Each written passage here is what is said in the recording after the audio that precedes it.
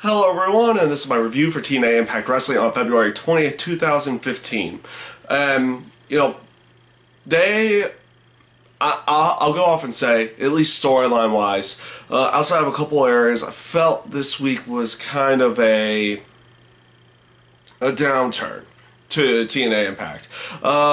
And nothing in the end too major. I like the six-man tag at the opening of the show with Matt Hardy and the Wolves versus the Revolution. I also like the aspect of the Revolution punishing Manic at the end of the match as well for losing the match. So those were aspects I actually liked. I'm interested to see how they keep that storyline going. Will they continue this whole punishment deal for every time they lose, or how is everything going to work in that case? So that one wasn't actually too bad.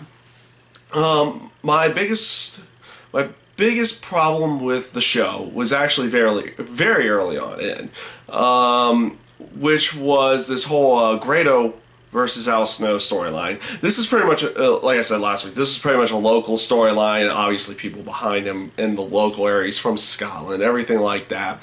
But this is a storyline that the only people who are going to get this in any way are the ones who watch British Boot Camp 2.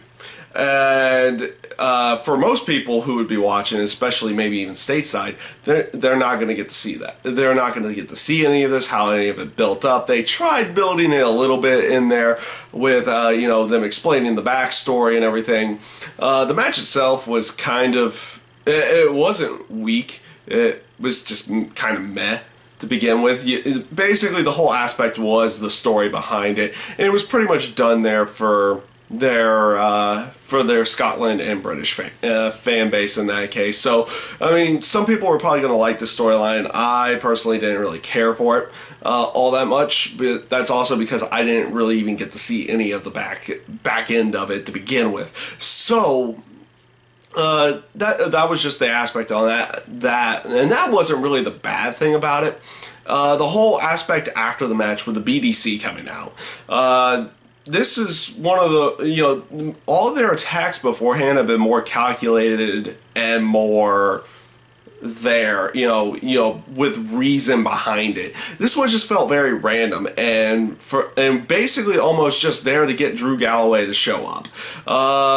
And man, well, I go off and say that was probably one of the, it wasn't the worst, but it was probably one of the worst debuts I've seen of anybody on TNA, WWE, or any other debut I've actually ever seen. Because, I mean, A, he just kind of shows up out of nowhere. It's not really shown as anything special. B, he's out there just in like a random hoodie. He's not in anything that kind of makes him stand out until he gets rid of the hood to begin with. So his debut came off so weak. That's just my own personal opinion. It didn't come off all that good to me in any way, and I wish for a little bit better from him for a debut in some way, shape, or form. I mean, I don't expect him to be like the biggest star ever, but he's better than what they gave him for a debut. Obviously, he got a massive pop when people found out who he was, and rightfully so, being in his home area.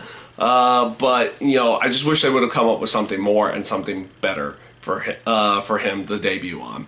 They had a match with Angelina Love and Tara Terrell. That was kind of okay. That was an okay match, but it pretty much led into the whole Awesome Kong attacking Tara Terrell. And then afterwards, the whole Gail Kim coming out there to kind of go face to face with Kong, which made it seem very weird that they would fully go that route before going to a actual match with Awesome Kong and Tara Terrell, or maybe they'll be kind of trying to get some kind of storyline with all three of them going. We'll see where they go with that. That can be something interesting to begin with. So we'll see where they go with it and see if it just leads to a full-on, again, renewal of Awesome Kong and Gail Kim, which was an awesome feud back in the day. It was a great feud to watch. Wouldn't mind seeing that one again. So we'll see where they go with it.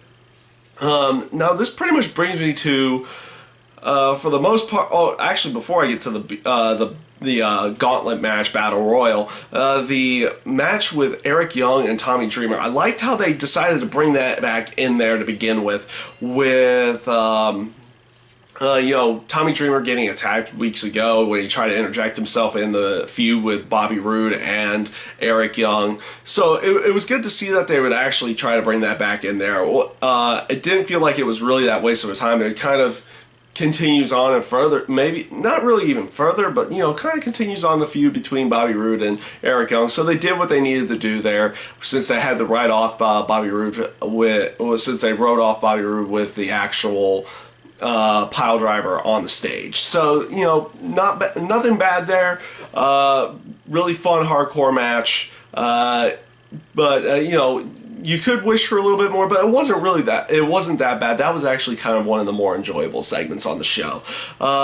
EC3 and Tyrus out there with calling out Mr. Anderson, and what can you say? This has to lead to Rockstar Spud and EC3 going in a hair versus hair match, because everybody's been trying to shave everyone else's head. They got Tyrus this week after that. JB was first. Now Tyrus has had his head shaved. So we'll see if that's the actual route that they go, and that's where I'm kind of hoping they go with it. So that feud's actually, I still find that feud entertaining to watch at this time. So we'll see how they decide to conclude that. They got to conclude this one here very soon. And this does bring me to what was the main event of the show, which was the Gauntlet match for the new #1 contendership. I like this Gauntlet match. I found it to be a lot of fun. Again, like last week, they needed to keep the BDC strong, and that was what they did here. I like the whole aspect of, you've seen it so many times in the past in Battle Royals where people gang up and then the full comeback happens and the entire group was eliminated and everything like that. I like the aspect that MVP ends out winning this in the end. Yes, Kurt Angle does make a comeback and make it one-on-one to try to make it a little bit more interesting, but the aspect of having MVP go over in this case was definitely I feel a better idea, because they've definitely been leading into like a Bobby Lashley MVP type match for the heavyweight title, and that's what they're gonna go, and that's what obviously they're gonna get next week. So I've been enjoying this storyline a little bit more, even though I don't like the name of their group to begin with, but the aspect behind it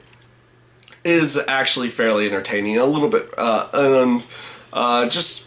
Like I said, entertaining and fun to watch. You really won't. I get an aspect of really not wanting to like these guys, because they come out there and go after everybody. So it's a relatively good storyline going into next week's heavyweight title match with Bobby Lashley and MVP. So overall this week, I said this week was a downturn, and I actually do think that. I thought there were some weak points in there. I mean, they kind of made Tara Terrell an afterthought, and the whole Gail Kim Awesome Kong thing. And just the way that they had Drew Galloway debut to begin with, I thought was just bad to begin. From start to finish there. I did not like his opening, and I did not like his his debut came off very, very weak. Obviously he got a massive pop, but in the terms of how he debuted, it just came off bad. It just looked like it was like some random guy running into the ring in there, and it just happens to be him. So overall, not as good of an impact this week. Could have been better, and we'll see where they go on with this here in the future. And that's my review for this week's TNA Impact, and I thank you guys for watching.